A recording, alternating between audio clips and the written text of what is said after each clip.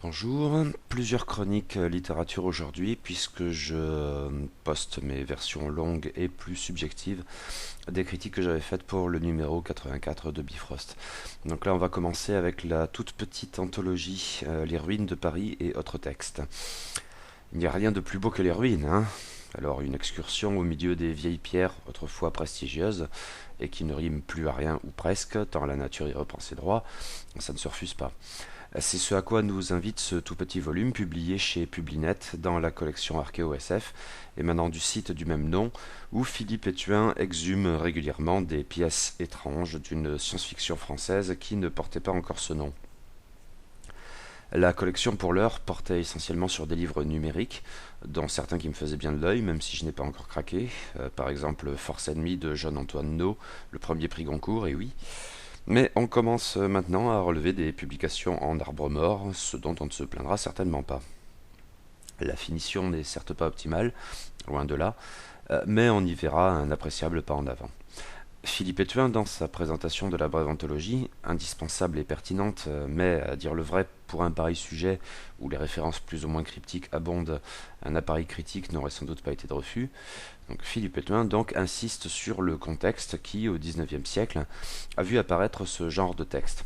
Notamment, et comme en écho au nom de la collection, il s'agit d'établir un lien entre ce goût des ruines et le développement de la science archéologique, avec de nombreux chantiers de fouilles, comme celui de Pompéi, et bien des découvertes inespérées. Il faut aussi mentionner, en guise de préalable, l'engouement suscité par l'expédition napoléonienne en Égypte.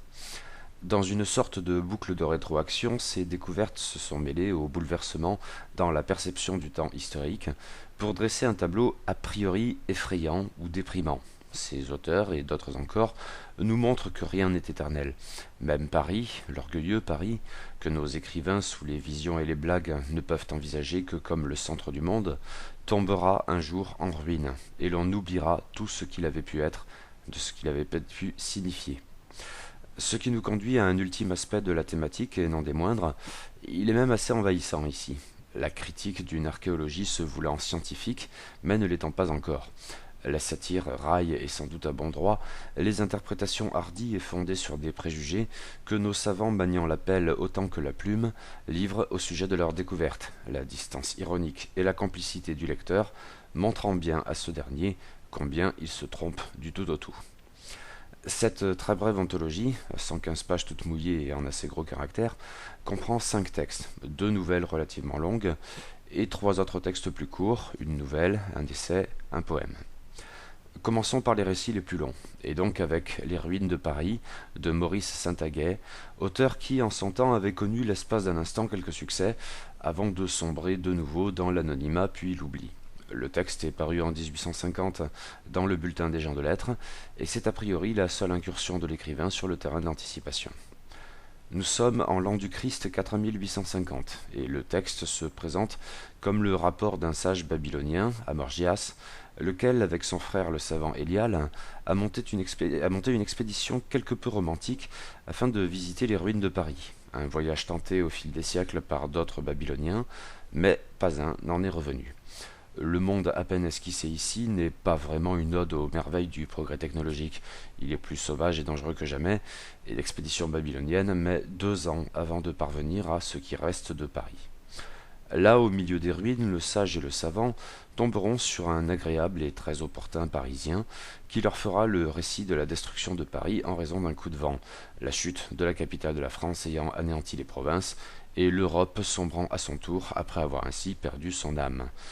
Pourtant, la civilisation demeure, souterraine, troglodyte, mais dont les mœurs s'avèrent vite assez étranges si elles ont quelque chose de séduisant.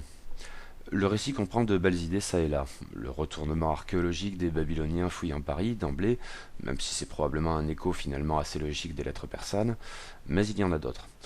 On appréciera aussi, encore qu'avec quelques incertitudes sans doute, son humour un brin tordu, son ton parodique gentiment décalé. Mais le texte souffre assurément de sa forme, très désuète et horriblement pompeuse, au point où le procédé n'a plus rien de drôle, ou plus globalement d'approprié. L'auteur écrit avec une plume de plomb, et les maladresses sont aussi récurrentes que les pauses.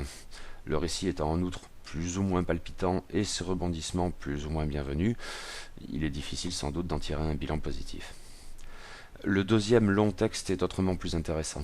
Il s'agit de Les ruines de Paris en 4875 d'Alfred Franklin, un auteur discret, érudit, qui est revenu plusieurs fois sur ce thème, révisant sans cesse son texte. Son stade ultime, a priori, plus ample en tout cas, a été réédité il y a quelques années de cela chez L'Arbre Vengeur, sous le titre Les ruines de Paris en 4908. Il s'agit en l'état d'une nouvelle épistolaire, tournant autour des découvertes faites dans les ruines de Paris par une expédition scientifique partie de Nouéma, Calédonie, ce qui rappelle le procédé des Babyloniens de Saint-Aguet, mais peut-être avec davantage de ruse et une ironie plus subtile. Nos savants calédoniens multiplient les trouvailles dans ces ruines oubliées de tous, sinon des indigènes par essence sauvages et dont les mœurs, notamment politiques, sont parfaitement incompréhensibles. Le problème, c'est d'interpréter ces découvertes. Et là, nos savants perdent bientôt de leur superbe, le lecteur se régalant de leurs erreurs et incompréhensions, qui n'en ont pas moins à leurs yeux le lustre sacro-saint et incontestable de la science. C'est beaucoup plus intéressant que la lourdeur de Saint-Aguet, oui. C'est malin, inventif, avec des jeux sur la typographie ou les illustrations par exemple, d'une plume souple et appropriée, et, miracle des miracles, cela demeure drôle autant que pertinent encore aujourd'hui, pour peu que l'on saisisse les nombreuses références fondant la satire. Le texte de Saint-Aguet était une relique noyée sous la poussière, mais cette nouvelle de Franklin, elle, fait toujours sens et fait toujours rire. Pour moi, c'est clairement et de très loin le meilleur moment de l'anthologie, qui du coup ne brille pas forcément dans l'ensemble, car il ne reste à aborder que 3 très courts textes dont l'intérêt est assez variable. En fait, je n'ai même absolument rien à dire concernant l'an 5000, texte de 1901, et donc le plus récent du recueil, signé Saint-Hilane, pseudonyme collectif employé par les rédacteurs du journal Gil Blas. Je suis totalement passé à côté. Je n'en retiens au mieux que les toutes premières phrases qui pourraient faire péril jaune, avec ces hordes de l'Extrême-Orient déferlant sur l'Occident et le ravageant. L'intérêt étant sans doute d'y voir, d'une certaine manière, un juste retour des choses, réponse décolonisée aux colons. Pour le reste, suit un auteur autrement célèbre, Louis-Sébastien Mercier, connu notamment pour l'an 2440.